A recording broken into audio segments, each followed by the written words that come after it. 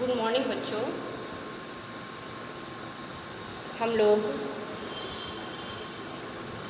मनोविज्ञान के अंतर्गत मनोवैज्ञानिक परीक्षण के विषय में पढ़ रहे थे। आशा करती हूँ कि जो मैंने वीडियो आप लोगों को भेजा था आप उसको देख चुकी होंगी, समझ चुकी होंगी। मैं बार बार कहती हूँ कि जो नहीं समझ में आता है आप मुझसे पूछने का कष्ट करें। आप लोग वीडियो देखकर जो भी आपको इसमें नहीं समझ में आता है मुझसे पूछिए। फिर आज हम लोग इस निरीक्षण या ऑब्जर्वेशन मेथड के अंतर्गत हम लोग निरीक्षण विधि की कठिनाइयाँ या दोष पढ़ेंगे। इसके पहले हम लोगों ने निरीक्षण विधि का अर्थ पढ़ा था, ठीक ना। फिर उसके बाद उसके चरण या पद पढ़े थे कि कैसे कैसे स्टेप बाय स्टेप इसका अध्ययन किया जाता है, क्या होना चाहिए इसमें, पहले से कितनी तैयारी होनी चाहिए जब हम निरीक्षण विधि का प्रयोग कर रहे हैं तो। फिर उसके बाद हम लोग इस विधि के गुण पढ़े थे ना, गुण या लाभ जिसको होता है उसको बताए थे हमने बताया था आप लोगों को। अब हम लोग आज देखते हैं कि इस विधि में क्या क्या कठिनाइयाँ आ सकती हैं, क्या क्या दोष उत्पन्न हो सकते हैं। तो सर्वप्रथम इसमें क्रमबद्धता का अभाव होता है। क्रमबद्धता का अभाव का अर्थ है कि मान लीजिए प्रयोगकर्ता या निरीक्षणकर्ता जो है, जो ऑब्जर्वेशन कर रहा है किसी तथ्य का, किसी व्यक्ति के व्यवहार का, यदि वो इन घटनाओं का ऑब्जर्वेशन करते करते वो कहीं उठकर चला जाता है, ठीक ना, तो तारतम्यता जो होती है वो टूट जाती है। और वो यदि वो पुनः फिर उसी घटनाओं का अवलोकन करेगा तो जो तारतम्य बना था या जो क्रमबद्धता बनी थी वो लगभग समाप्त हो चुकी होती है, क्योंकि बीच में जो गैप हो गया उसका तो अवलोकन किया नहीं उसने, वो तो चला गया था। तो फिर निरीक्षणकर्ता के समक्ष ये बाधा उत्पन्न होती है कि बीच में उसने कैसा किस प्रकार का व्यवहार किया, उसको पता नहीं चल पाता। इसलिए इसमें कभी कभी क्रमबद्धता का अभाव पाया जाता है। नेक्स्ट है घटनाओं पर नियंत्रण नहीं। जो भी तथ्य या जो भी व्यवहार व्यक्ति करता है जिस पे निरीक्षण करना है या अवलोकन जिस चीज़ का करना है, कभी कभी ये घटनाओं पर निरीक्षणकर्ता का कोई नियंत्रण नहीं होता, क्योंकि जो भी घटनाएं घटित होती हैं, ठीक ना, वो प्राकृतिक रूप से होती है, नेचुरल होती है, उसमें किसी का कोई सह अस्तित्व नहीं होता, किसी का सहयोग नहीं होता। तो इन घटनाओं पर जो प्राकृतिक रूप से घटनाएं घटित होती रहती है उस पर निरीक्षणकर्ता नियंत्रण नहीं लगा सकता है। नेक्स्ट है पक्षपात की संभावना। इसमें ये होता है बच्चों कि जो निरीक्षणकर्ता होता है, ठीक ना, जो ऑब्जर्वेशन करता है, वो कभी कभी जिस व्यक्ति का निरीक्षण करने जा रहा है उसके प्रति पहले से पूर्वाग्रह बना लेता है। पूर्वाग्रह का मतलब है कि अपने अंदर उसके प्रति विचार उत्पन्न कर लेता है, ठीक ना, कि वो कैसा व्यक्ति होगा, और अपने मन में वो अनुमान लगाता रहता है कि जिसका हम निरीक्षण करने जा रहे हैं वो व्यक्ति ऐसा होगा, ऐसा सोचता होगा। स्वयं से हम विचार उत्पन्न कर लेते हैं उस व्यक्ति के प्रति। तो इस तरह से क्या होता है कि उसके प्रति निरीक्षणकर्ता जो है वो हो सकता है कि पक्षपात करने लगे। स्वयं से जो उसने पहले से विचार तैयार कर लिया है उसके प्रति अपने मन में, उसका हो सकता है कि जब वो निरीक्षण करता है तो उसके प्रति वो पक्षपात की भावना उसके अंदर आ जाए। अब जब पक्षपात की भावना आ जाएगी तो निरीक्षणकर्ता जो भी रिजल्ट आएगा अपने से उसको तैयार कर लेगा, ठीक है, अपने अनुरूप उसको तैयार कर लेगा, ऐसा जो कि ठीक नहीं है। नेक्स्ट है निरीक्षणकर्ता की व्यक्तिगत रुचि। हम इसमें ये है कि हम इसमें कितनी, जो निरीक्षण करता है जिस चीज़ का अवलोकन कर रहा है, जिस तथ्य का अवलोकन कर रहा है, वो व्यक्तिगत रूप से कितनी उसमें रुचि लेता है। ठीक ना। यदि वो व्यक्तिगत रूप से रुचि लेगा, निरीक्षण जिसके ऊपर हम निरीक्षण कर रहे हैं, जिसके व्यवहार का अवलोकन कर रहे हैं, यदि निरीक्षणकर्ता व्यक्तिगत रूप से रुचि लेगा तो वो सही सही तथ्यों को उजागर करेगा। उसकी वस्तुनिष्ठता, उसकी विश्वसनीयता जो है वो निरीक्षण मेथड की या ऑब्जर्वेशन मेथड की बनी रहेगी। और जब ऐसा वो नहीं करता है, तब व्यक्तिगत रूप से रुचि नहीं लेता है, तब जो निरीक्षण विधि की वस्तुनिष्ठता है या विश्वसनीयता है वो समाप्त हो जाती है। विश्वसनीयता को बनाए रखने के लिए कि ये आवश्यक है कि प्रयोगकर्ता जो है निष्पक्षता को बनाए रखे। ठीक ना। निष्पक्ष होकर जिस व्यक्ति का पर वो परीक्षण कर रहा है उसके व्यवहार का अवलोकन करें, ये बहुत आवश्यक है। अब इसमें यह है कि प्रशिक्षण और अभ्यास का अभाव होता है, यानी कि जो प्रयोगकर्ता होता है, निरीक्षणकर्ता होता है, वो यदि किसी प्रकार का प्रशिक्षण नहीं लिया होगा या अभ्यास नहीं किया होगा तो ये आवश्यक है कि जो निष्कर्ष निकलता है वो समुचित सही नहीं होता है। ठीक ना। और हो सकता है कि वो गलत ऑब्जर्वेशन कर दे। तो ऑब्जर्वेशन के लिए आवश्यक है कि प्रशिक्षण और अभ्यास जरूर करें। व्यक्ति को अनिवार्य रूप से प्रशिक्षित होना चाहिए, जो भी निरीक्षण करता है, व्यवहार कुशल होना चाहिए। ठीक ना। और अभ्यास किया हुआ होना चाहिए, अभ्यासी होना चाहिए, ताकि जो हम निरीक्षण कर रहे हैं उसका सही तरीके से अवलोकन कर सकें।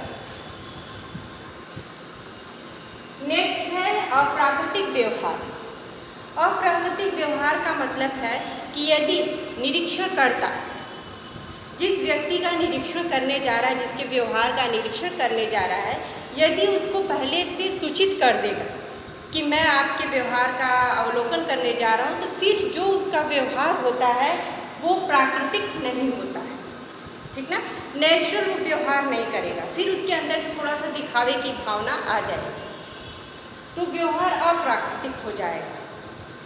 तो नेचुरल व्यवहार के लिए, प्राकृतिक व्यवहार के लिए आवश्यक है कि निरीक्षणकर्ता जिस व्यक्ति का निरीक्षण करना है उसको वो पूर्व सूचना न दे और जाकर प्राकृतिक रूप से उसके व्यवहार का, आसपास के तथ्यों का, वो घटना, उसके साथ होने वाली घटनाओं का, घटित होने वाली घटनाओं का अवलोकन प्राकृतिक रूप से करें, तब परिणाम जो होता है वो सही निकलता है। तो देखिए कि बच्चों, इसमें जो मैंने बताया उसमें निरीक्षण विधि के जो दोष हैं उसके निवारण के मैंने उपाय भी बता दिए साथ साथ। आप ध्यान दी होंगी कि जैसे क्रमबद्धता का अभाव है, तो क्रमबद्धता को बनाए रखने के लिए आवश्यक है कि जो निरीक्षण करता है किस तरह से इसको दूर किया जाएगा इनके दोषों को। तो इसमें ये आवश्यक है कि क्रमबद्धता के अभाव, यानी कि तारतम्यता को तोड़ा ना जाए। जिस व्यक्ति का हम निरीक्षण कर रहे हैं, घटनाओं जो उसके साथ घटित होने वाली घटनाओं का हम अवलोकन कर रहे हैं, उसके व्यवहार का अवलोकन कर रहे हैं, हम उसका अवलोकन लगातार करें, इधर उधर ध्यान अपना न भटकाएं। ठीक ना। तो ये क्रमबद्धता बनी रहेगी। जब क्रमबद्धता बनी रहेगी तो जो परिणाम होगा निरीक्षणकर्ता के द्वारा जो परीक्षण किया गया उस व्यक्ति पे, तो जो उसका रिजल्ट आएगा वो लगभग सही आएगा। हम सही उसके व्यवहार का अनुमान लगा सकते हैं। दूसरा है, घटनाओं पर कोई नियंत्रण नहीं होता, तो इसके लिए आवश्यक है कि जो भी घटनाएं हो रही हैं वो स्वतंत्र रूप से होती रहे। ठीक ना। और जो निरीक्षण करता है वो व्यक्तिगत भावनाओं पर अपनी नियंत्रण रखे, पक्षपात की भावना न रखे, पहले से पूर्वाग्रह न बनाए व्यक्ति के प्रति जिसका निरीक्षण करने जा रहा है। ठीक ना। पहले से यदि पूर्वाग्रह बनाएंगे तो फिर परिणाम जो होगा अपने अनुसार हम लेकर सामने आएंगे। प्राकृतिक नेचुरल रिजल्ट नहीं आएगा साहब। तो इसके लिए पूर्वाग्रह भी नहीं बनाना है और व्यक्ति को, निरीक्षणकर्ता को व्यक्तिगत रूप से जिसका परीक्षण कर रहे हैं उस पर रुचि लेनी आवश्यक है। जब तक वो व्यक्तिगत रूप से रुचि नहीं लेगा वो सही प्रयोग नहीं कर पाएगा, तथ्यों का सही अवलोकन नहीं कर पाएगा, उसकी वस्तुनिष्ठता, विश्वसनीयता जो है वो बरकरार नहीं रह पाएगी। तो इसके लिए आवश्यक है कि तथ्यों के प्रति या व्यक्ति के प्रति जिसका निरीक्षण किया जा रहा है उसमें व्यक्तिगत रूप से निरीक्षणकर्ता रुचि ले। प्रशिक्षण और अभ्यास की भी बहुत आवश्यकता है। देखिए दोबारा मैं इसको आपको बता रही हूँ, इसमें ये है कि प्रशिक्षण और अभ्यास की आवश्यकता है, क्योंकि निरीक्षणकर्ता जिस प्रकार से प्रशिक्षण लिया रहेगा, उस पर अभ्यास किया रहेगा, तभी वो सही तरीके से निरीक्षण कर सकता है। यदि इसके विषय में निरीक्षण विधि या ऑब्जर्वेशन मेथड के विषय में यदि हमको कोई जानकारी नहीं होगी तो हम तथ्यों का गलत प्रयोग कर सकते हैं, ठीक ना। तो हमको ये है कि इसके लिए जो हम दायरा बनाए हैं उसी दायरे के अंदर हम काम करें, अप्राकृतिक रूप से व्यवहार न करें, ठीक ना, बाहर जाके व्यवहार न करें, ये बहुत जरूरी है। और दिमाग को शांत रख के, निरीक्षणकर्ता को ये चाहिए कि दिमाग को अपना शांत रख के ऑब्जर्वेशन करें ना, प्रसन्नचित्त होकर व्यवहार कुशल बने, ताकि जिसके ऊपर हम निरीक्षण कर रहे हैं, जिसका निरीक्षण कर रहे हैं वो आपके साथ मित्रवत व्यवहार करे, ठीक है। और अप्राकृतिक व्यवहार न हो इसके लिए आवश्यक है कि निरीक्षणकर्ता पूर्व सूचना व्यक्तिगत रूप से उस व्यक्ति को न दे जिसके ऊपर वो निरीक्षण करने जा रहा है। यदि वो पूर्व सूचना दे देता है तो व्यवहार जो है, जैसा कि मैंने आपको बताया था, व्यवहार जो है वो अप्राकृतिक हो जाता है, नेचुरल नहीं रह जाता, दिखावे की भावना उसके अंदर आ जाती है, ठीक है। इसके लिए आवश्यक है कि पहले से सूचना न दें। तो इस तरह से इन दोषों को, जो दोष है उसको दूर किया जा सकता है, ठीक ना। कोई पूर्वाग्रह न बनाए, व्यक्तिगत रूप से कोई राग द्वेष न रखे उसके प्रति, ठीक ना, क्रोध की भावना न ले आए अपने अंदर, ठीक है। तो जो प्रवृत्तियां हैं, ठीक ना, हमारे अंदर जो इन सब व्यक्तिगत रूप से उसके प्रति किसी प्रकार का मन में कोई पूर्वाग्रह नहीं रखना चाहिए, तभी हम मनोवृत्तियों का सही विश्लेषण कर सकते हैं कि व्यक्ति जिसके ऊपर हम प्रशिक्षण कर रहे हैं या परीक्षण कर रहे हैं उसका व्यवहार कैसा है, यदि क्या वो क्रोधित है या खुशमिजाज है, ठीक ना, मित्रवत व्यवहार करता है कि या वो सबसे दूर रहना पसंद करता है। ये सब अवलोकन हम तभी कर सकते हैं जब हम व्यक्तिगत रूप से रुचि लेंगे और उस व्यक्ति के व्यवहार का हम प्राकृतिक रूप से, ठीक ना, परीक्षण करेंगे, उसको पूर्व सूचना नहीं देंगे। तो ये सब चीज़ें आवश्यक हैं। तो इसमें निरीक्षण विधि में यही है कि जो प्राप्त परिणाम होता है उसकी तुलना में अंतर्दर्शन और प्रयोग की तुलना में ये अपेक्षाकृत जो है ज़्यादा लाभकारी होता है, क्योंकि हम स्वयं अपनी आँखों से व्यक्ति के व्यवहार का निरीक्षण करते हैं, अवलोकन करते हैं, ऑब्जर्वेशन करते हैं, जिससे कि हम तथ्यों को सही उजागर करके सामने ला सकते हैं और परीक्षण की वस्तुनिष्ठता, विश्वसनीयता, निष्पक्षता ये सब बनाए रखते हैं। तो बच्चों, ये तो आपका था निरीक्षण विधि या ऑब्जर्वेशन मेथड, ठीक है। और इसमें हम इसका अंतर्दर्शन विधि और निरीक्षण विधि में तुलना भी कर सकते हैं, ठीक ना, कंपैरिजन कर सकते हैं कि कौन सी विधि अच्छी है, निरीक्षण विधि या अंतर्दर्शन विधि, किस विधि के माध्यम से हम व्यक्ति के व्यवहार का सही परीक्षण किया जा सकता है। मान लीजिए ये निरीक्षण विधि हो गया और ये हो गया अंतर्दर्शन विधि। तो सबसे पहले अंतर्दर्शन विधि में या निरीक्षण विधि में व्यक्ति के बाह्य व्यवहारों का अध्ययन किया जाता है, ठीक ना। निरीक्षण हम किस चीज़ का करते हैं? अवलोकन। व्यक्ति जो बाहर से व्यवहार करता है उसका, ठीक है, बाह्य व्यवहारों का इसमें अध्ययन होता है। व्यवहार का अध्ययन इसमें किया जाता है। और अंतर्दर्शन विधि में पहले ही बताया गया था कि अंदर की ओर देखना, अंदर की ओर झांकना। तो इसमें व्यक्ति स्वयं अपने आंतरिक, अंतर्दर्शन विधि में व्यक्ति के आंतरिक मूल्यांकन किया जाता है, ठीक ना। इसमें आंतरिक अध्ययन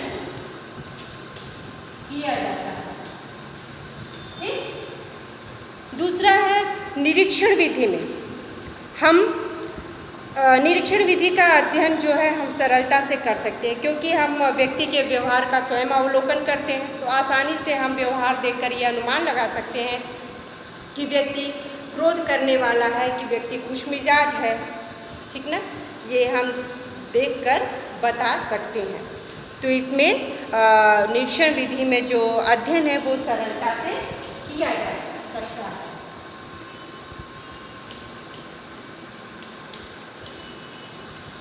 सरलता से अध्ययन संभव।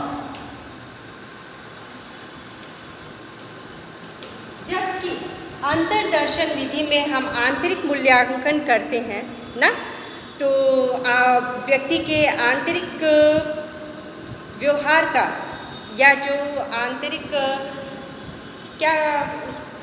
आंतरिक मूल्यांकन कह सकते हैं कि जो अंदर से वो सोचता है, ठीक ना, उसके दिमाग में जो चलता रहता है, उसके मन में जो चलता रहता है, उसका अध्ययन किया जाता है। तो इसमें जो है बालक, पहले ही बताया था हम आपको जब पढ़ाए थे, तो बालक, ठीक ना, पशु और मानसिक रोगियों पर, मानसिक रोगियों पर अध्ययन नहीं किया जा सकता, अध्ययन नहीं किया जा सकता, ठीक है। जबकि इसमें जो है निरीक्षण विधि में हम बालक पर भी अध्ययन कर सकते हैं, पशु पर भी कर सकते हैं और मानसिक रोगियों पर भी कर सकते हैं अध्ययन आसानी से, और उनके व्यवहार का, उन लोगों के व्यवहार का अवलोकन करके, ठीक है, ऑब्जर्वेशन करके हम अध्ययन कर सकते हैं। जबकि इसमें ये आंतरिक, ठीक है, आंतरिक रूप से इसका अध्ययन किया जाता है, इसलिए बालक, पशु और मानसिक रोगियों पर अध्ययन नहीं किया जाता है। ये सामान्य व्यक्तियों पर इसके अंतर्गत अध्ययन किया जाता है। दूसरा है अंतर्दर्शन विधि जो है उसको वैज्ञानिक अध्ययन नहीं माना जाता, ठीक है, वैज्ञानिक अध्ययन पद्धति नहीं माना जाता।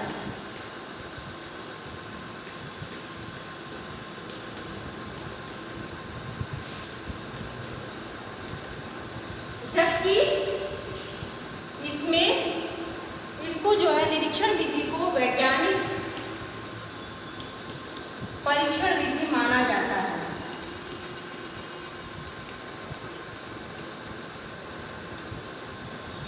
परीक्षण विधि माना जाता है, क्योंकि इसमें जैसे साइंस में, विज्ञान में चरणबद्ध तरीके से अध्ययन किया जाता है, वैसे ही इसमें भी चरणबद्ध तरीके से अध्ययन करते हैं, निरीक्षण विधि में भी, ठीक ना।